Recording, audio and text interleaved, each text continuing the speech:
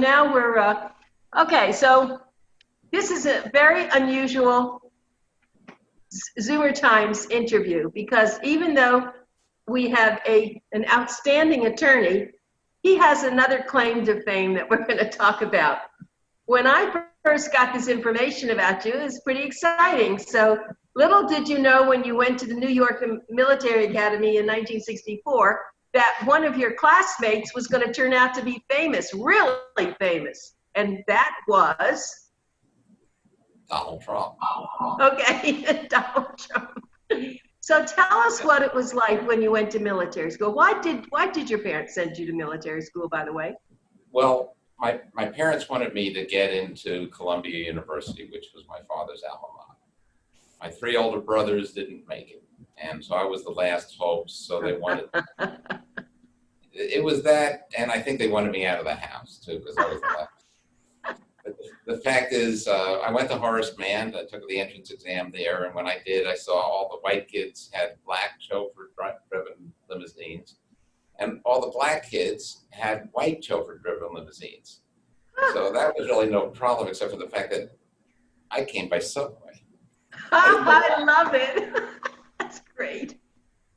So I thought that perhaps it would be better to go to a situation where everybody wore the same threads, because I was just a public school kid until then, and I didn't even know how to, I didn't know one thing from another in terms of dressing. So that's why I thought the military academy would be a good idea.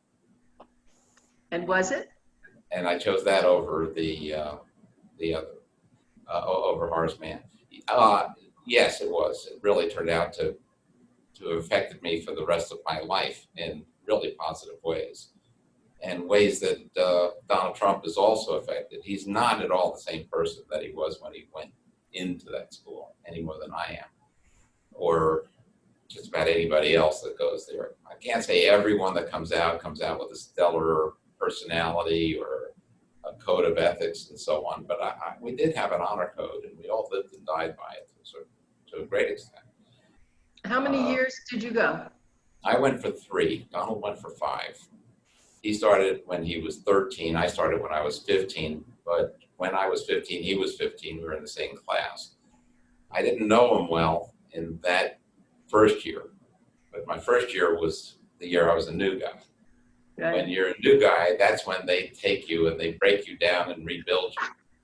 Kind of like, when you're in the military, you go to, basic training. Right, mop the floors. Yeah, and you got a drill sergeant that you don't want to mess with. Right. Because he'll make a mess of you if you do, and there's a fear factor, and eventually you learn to overcome those fears. And then for the rest of your life, to a great extent, you're fearless. And I explain this in my book as to what happened in that school and the way that they would basically break you down to build you up. And that's what they did to Donald as well. Well, I want you to stop for a moment, because I do want to ask you about your book, because I know that's one reason that we are having you on also. What is the title of your book? I'm not sure how they're going to finish it, but I think it's Donald Trump, My Fearless Leader. Oh, okay. It does speak of fear. One of the things about Donald is that he, and you said he's a classmate, and that's true. We had 99 guys in my class, but the class was spread through the Corps of Cadets from companies A through E and then the band. So there were cadets in my class that we didn't know that well, but in our senior year, we were actually living together, and I was his platoon sergeant. He was my captain. And so I basically ran the company for him. There were some lieutenants between us, but they really had nothing to do with it. It was just Donald and me, he gave me these assignments, and that was it. And I performed. I never let him down. He was the kind of guy that you just did not want to let him down, because you just didn't want to disappoint him. He was just such a good person. I mean, we had captains, you think in terms of bullies. If you're ever going to be a bully, it's when you're 17. If you're going to be a bully, it's when you're a jock and somebody else is a nerd. If you're going to be a bully, it's when you're bigger and stronger than the people around you and more athletic, and you know, and especially if you're the captain of a company and can get away with it, then that's what happens. I've seen captains of some of the companies while I was there, do horrible things to some of the cadets. Some of the cadets Peter, was he as enthusiastic then as he is now? In the same mild way. I mean, you don't really see him jumping up and down with that enthusiasm, but instead, yes, he was a positive thinker. He always was. Mm-hmm. And, the thing is, he was always an accepting person. In my book, I explain about, an incident that happened to me where I was kind of in trouble, and, for a short period of time, I was kind of shunned, by the Corps, for something I never did. And he was on the bus with me because we were on the same soccer team. Only he was a jock and I was a nerd. And he just never allowed anything to affect him, like what other people said or whatever. He knew me for who he knew me, and he started talking to me on the bus. And from that point on, that was all over, because then the rest of the team. And in a sense, he doesn't know it, but I owe him for that. I owe him greatly because that changed the course of that whole year, and perhaps my life. You never know. The old saying, or the old thing about the because of the nail they lost the war. I'm not sure if you're aware of that. You know that? Okay. No. Oh, you don't? Okay. Well, no. Because of the nail, they lost the shoe. Because of the shoe, they lost the horse. Because of the horse, they lost the soldier. Because of the soldier, they lost the squad. Because of the squad, they lost the platoon. Because of the platoon, they lost the company. Because of the company, they lost the battalion. Because of the battalion, they lost the war. A whole war for one nail. Oh, so that was what they said there. Well, that's one of the things I learned somewhere in my life. I don't know. I didn't get it exactly right either. But what did happen to us? Those were really formative years for all of us. And did you go into the service after that? No, I knew that I had better not, because I knew I would be killed by my sergeant, not by the enemy. I see. Well, I was ROTC. We were both. He would have gone in as a sergeant. I would have gone in as a corporal at that point. Mm-hmm. And the fact is that I have a certain condition that's,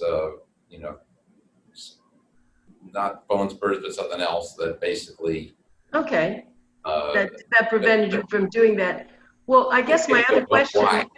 Did you know at that time that you wanted to go into law?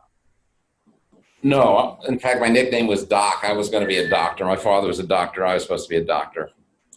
And so. What happened? Well, I did get into Columbia, but instead I was able to skip my first year of college by going to the University of Western Ontario in London, Ontario. I went there also because one of my older brothers was there, my next oldest one, and we were very close, and I wanted to be with him, which was a big disappointment here. My father spent all that money putting me through New York Military Academy so that I could get into Columbia. I got into Columbia and I didn't go. And then I did well enough that I knew I needed to do something because I never would have been able to pass a foreign language. But my marks and everything in science were like really up there. So I applied to medical school and I got in. And so I had 1 year of medical school. And I learned, a lot about histology, biochemistry, physiology. Spent a year in dissecting a human. But I also learned that I didn't want to be a doctor at all. So, I mean, not that there's anything wrong with that. It just wasn't for me. And well, actually, that's what college is supposed to be. You're supposed to, sometimes you think you want to be something, but then when you go, you realize you're not. So that was a good thing. Yeah, well, here I was just 20 years old, no degree, just 2 years of college, and I was in medical school. So maybe it was a little bit too soon or too young, but the fact of the matter is it wasn't for me. So I went I went over to the law school, and they accepted. I met with a couple of members of the admissions committee, and they accepted me on the spot because if you can get into medical school, you can get into law school. So, Right. And then the rest is basically history. Well, let's talk about that, though. You know, when you become a lawyer, you have a lot of different, areas of law. What made you actually have done some very wonderful things. I've read where you seem to take the people who can't defend themselves. I saw that with you, with the HIV, a lot of things which are very touching. Yeah, the movie Philadelphia was going to be called Miami. I had, it's a very sad situation. Publicly, he was John Doe. Privately, his name was Angel. And he died just before trial. So yes, I was the guy in Miami, but I did change things. I did. The hospitals, the doctors, after that, they got really smart really fast. They stopped letting out any information as to people's HIV test results because they were going to get sued. They were destroying people's lives. They really were. They were bringing down. They were just bringing misery on so many people because they thought that they could have loose lips, and it's just so wrong. And not just from the point of view of the individuals, but from the point of view of society. I mean, we needed to make sure people were getting tested. Yeah. And who's going to get tested if the doctors are going to let the word out that you're HIV positive or that you've got AIDS? So it stopped. And good for you. That must be wonderful in your brain, besides all the other things you've done, because I know you've been very active in good causes. But that's down to the same thing. It comes to the same thing that you'll see with Donald Trump, and it comes from New York Military Academy. Really? It's not bravery, but it's a lack of fear. So if Donald Trump decides that he wants to move the embassy to Jerusalem, he's not afraid of things. He's not afraid of all the ramifications. And oh my goodness, if we do that, look what's going to happen, which is the way so many people are. But you don't see that so much with servicemen who have been through basic training. You don't see it so much with police officers. You don't see it so much with people that know how to really take real life matters into their hands. And it was a real time that we went to school. It wasn't, I mean, right now I know it's real. We see all the protests, we see all the rioting, all the destruction and so on, but it was a different time. I mean, Donald Trump and I come from an age where when we were little children, we had to get under the dashboards of our cars when the sirens would go off because it was after World War II. We had to get under our desks in school when the sirens would go off and face away from the windows because it was going to be all shattered. We were, it was the year before we were actually together, but where we were together in our, in the soccer team, where we had the Cuban Missile Crisis. Wow.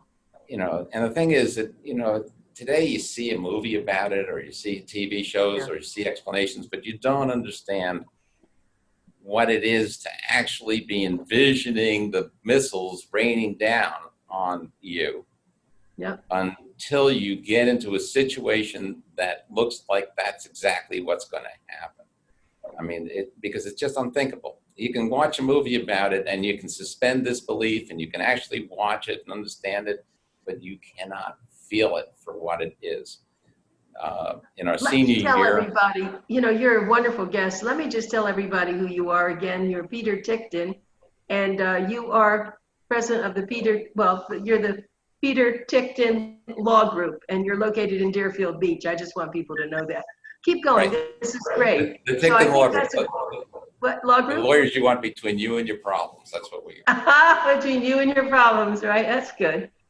So let's just keep continuing. So that was a good thing, but you did some other memorable things as a lawyer. Why don't Oh, you as a talk lawyer, about that you've been very proud of, I know.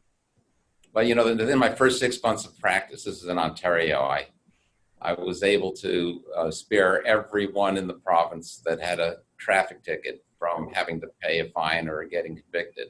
I defeated the form of the ticket. I lost in the trial court. My client had been going down a one-way street and he was looking for house numbers, and sure enough, he ran into a truck that had stopped in front of him. So he's guilty of careless driving. That's the definition of careless driving, driving without due care and attention. Anyway, I couldn't win on the facts, but I noticed that the form basically had this thing in it where it said didn't commit the offense of speeding or blank. And they would fill that blank in with being drunk in a public place or driving this way or what any misdemeanor type of offense, which we call summary judgment kind of offenses. Anyway, and it turns out that that's an improper form, and I was able to defeat the form of the ticket. So I kind of got famous right away because Ticktin's ticket, it kind of stuck. It was all over the radio and the TV and so on that this had occurred. So because every judge in every court throughout the whole province, you know, it's case dismissed, stamped, case dismissed, stamped, whether you showed up in court. And so it was, so I did that, and then, because I was just doing criminal law at first. Excuse me, why were you in Ontario? Well, to be with my brother had gone there, and my father's family was all from Ontario. And so the family basically said, come on up, you can do this, you can do that. Because you went to the University of Miami Law School. I did. When I moved back to the States in 1985, after living on a deserted island for 4 years and building my ex-wife a beautiful house. Wait, don't go over that. So where was that? That's too exciting. Where was that? That was in the Bahamas, in a place called Lover's Quarters. It was all mortise and tenon construction. I did it myself. And wow. Not all myself. The mortise and tenon was worked on by a friend of mine at the time who knew how to do those things. Still a friend. You're a real Renaissance man.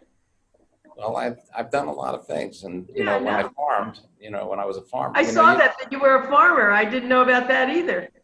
Well, you can't be a farmer without knowing how to rebuild an engine. I found this out. I mean, you have. It's not like you rely on everybody and you bring your car in for repair. God help you if your refrigerator breaks, but you learn to fix things. Okay. And so, anyway, that's. Yeah. So now you built this house. Are you still with that wife? No. Yeah, that's why I say I built it for my ex-wife. She wasn't my ex at the time I built it. Okay. But I still have the kids. That's a good. They tend to grow up on you. That's the only problem. Of course. You have a new wife? Yeah, we've only been together 29 years. So no kidding. We'll give it some time. We'll see if it works. Yeah, I say that's a good one, right? That's a keeper. I'm pretty happy, man. I'm not complaining. I can see the smile on your face. You're happy. Yeah. Okay, so now you have made some very impactful laws, or let's say cases. What's the one? There's something to do with global. You've worked on in the global world of climate change, is it? Well, that's something else. That's not the law career. Okay, that's something else. Well, we have a half an hour, so we'll get through this. Okay, when I was in New York Military Academy with Donald, yeah. And I don't call Donald Trump Donald in any disrespectful way. That's just how I know him.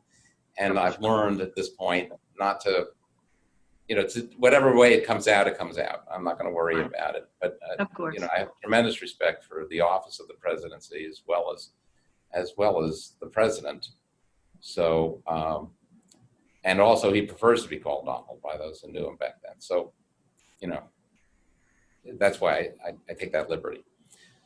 But the top 10 science students were given an opportunity to take a course in meteorology.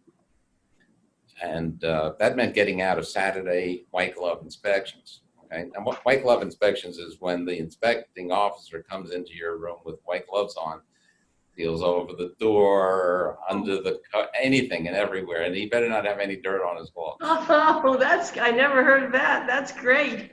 Yeah, yeah. And I so can see my was mother-in-law doing that in my house. Let's not give her any ideas. You know. Okay, right, we won't. Yeah, yeah. But anyway, I was able to get out of those inspections by taking this course. And so, of course, I said yes.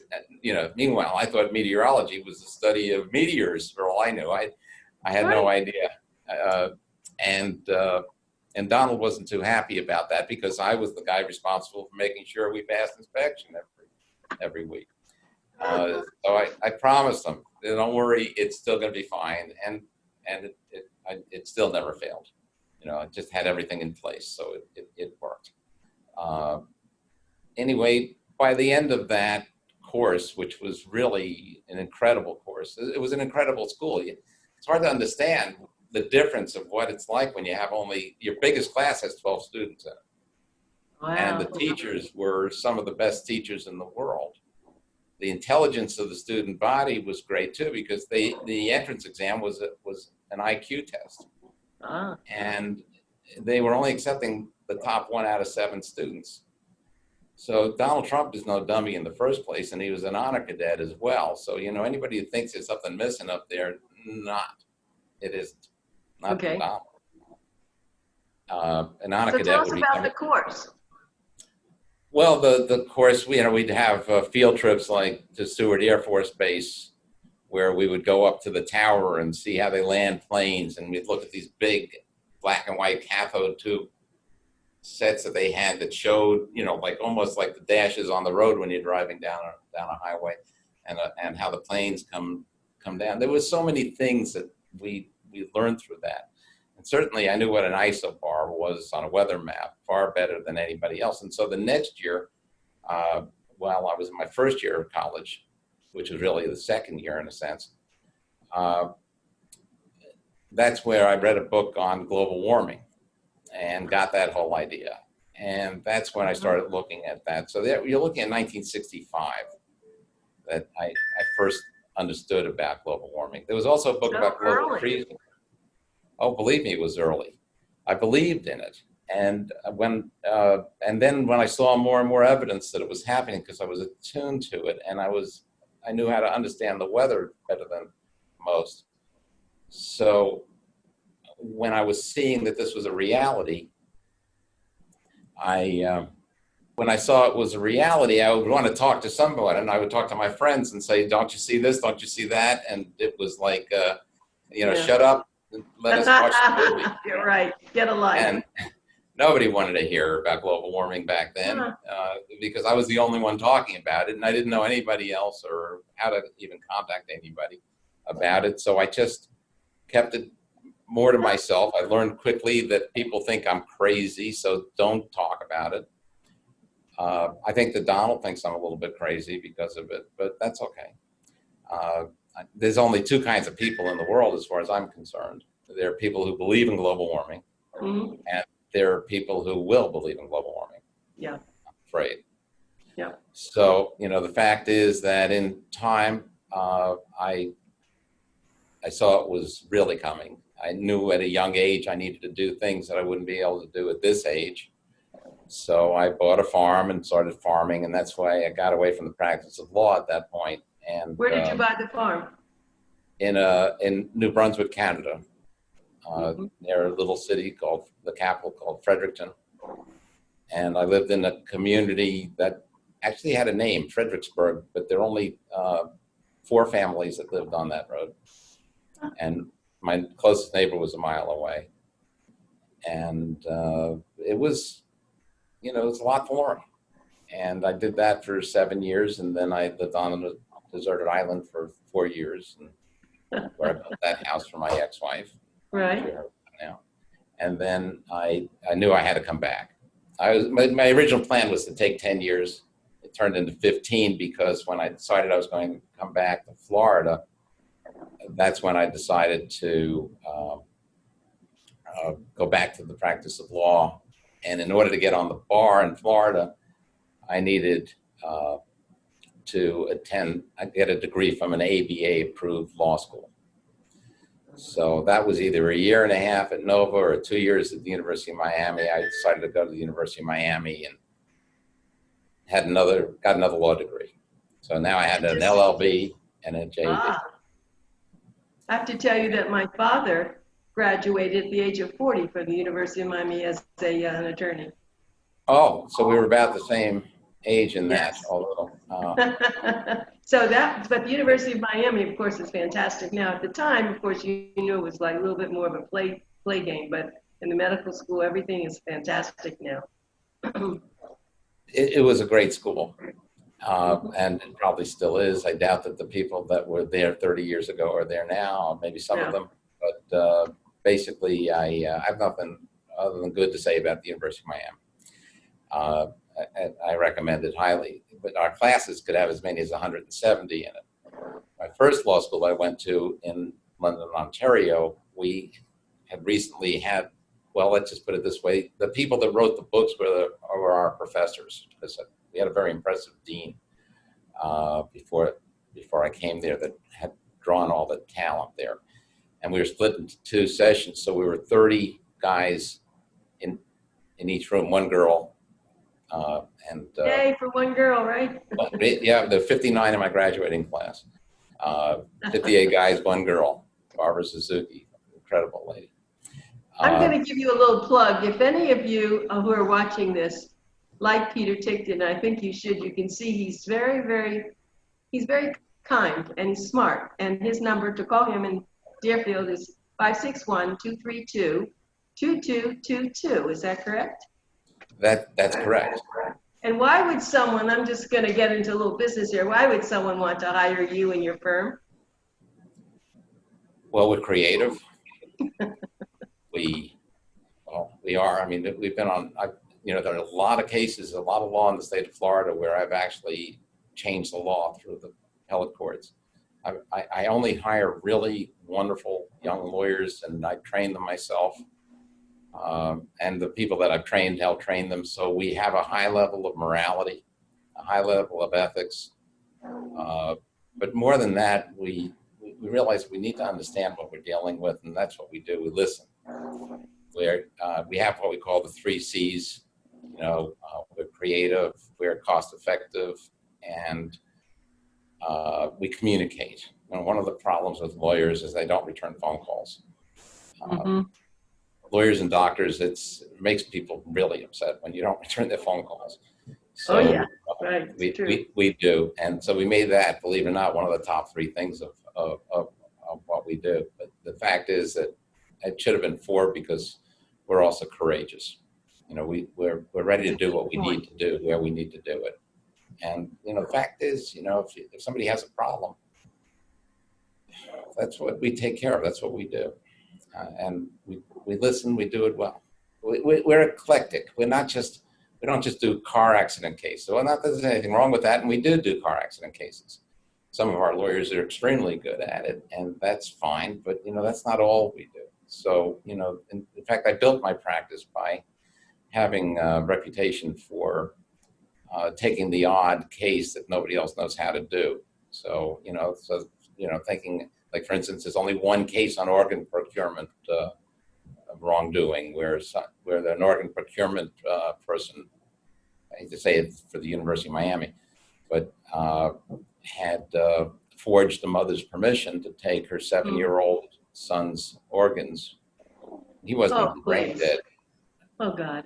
So that was a court TV trial that I did. And I have a rule that if you're ever going to be doing a court TV trial or a national trial on national TV, you got to win it. And we did, of course. So, but there's why should somebody come see us? Because we'll give them an ear, we'll tell them the truth, and we'll deal with it. Let me just tell you that as a publisher of Boomer Times, I am going to be, when your book is, I guess is coming out, or it's out, I think in our next month's issue of Boomer Times, we're going to feature your book. Do you know that? Well, thank you. Bless you for that. Right. It's and it'll be interesting to read it because I'm sure you'll have some really neat things to talk about Donald Trump. I mean, it is. I haven't spoken to anybody yet who knew him as a young, as a student. Yeah. So this will be. I think people will like it. And of course, you have to give him your first one autographed. Well, I mentioned in my book, in the introduction in my book, that as most parents of adult children know, we still see our children not just as the adults that they are, but as the kids that are within those adults. Sure. And so when you look at Donald Trump, you see the man that he is. Yes. Well, I see the 17-year-old boy Mm-hmm. who is still there. Of course.